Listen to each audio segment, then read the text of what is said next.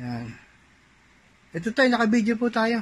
Ingi po kasi ako ng kwento sa impression mo sa pagkakagawa ko sa washing machine mo. Ako insisihan kasi ito ay 8 buwan nakatenga to. At yung kapatid ko nagpagawa sa tiga dito din. Gumastos ng 2,000. Tapos nakabili sa bumili ng bago. Dahil napalala pa. Kaya na-allergy akong magpagawa.